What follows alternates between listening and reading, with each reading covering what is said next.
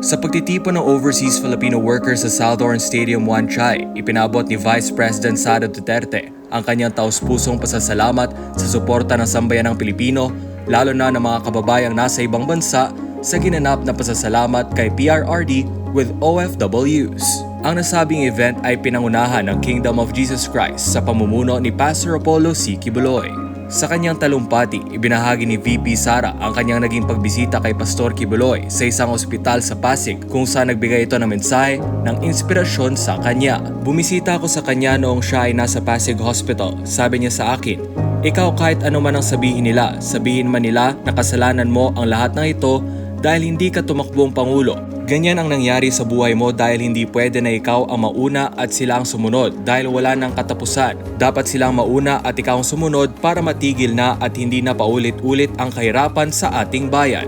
Aniya masakit pa rin sa kanya tuwing naririnig niya ang mga batikos na kasalanan mo yan lahat, Inday Sara. Ngunit sa kabila nito, pinangahawakan niya ang sinabi ni Pastor Kibuloy, "You are where you are intended to be by God, exactly where you are." Patuloy siyang nagpapasalamat sa lahat ng sumuporta sa kanya mula sa kampanya hanggang sa halalan at pabiro niyang sinabi, "At sa susunod na halalan sa 2028, joke lang."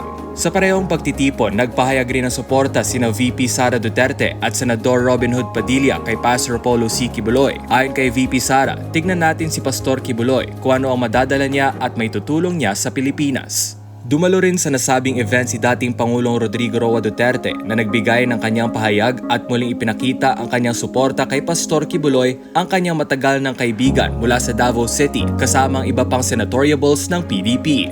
Ang pasasalamat para kay PRRD ay sinagawa hindi lamang sa Hong Kong kundi maging sa iba't ibang bahagi ng Pilipinas. Sa National Capital Region, ginanap ito sa Maykawayan, Bulacan, sa Uyo, Quezon City, Pasig City at sa Parañaque City.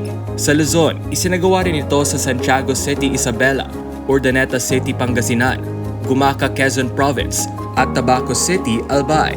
Sa Visayas, lumahok ang mga taga-Talisay City, Cebu, Palo, Leyte, Calibo, Aklan, Cabancalan City, Negros Occidental at Bataraza, Palawan.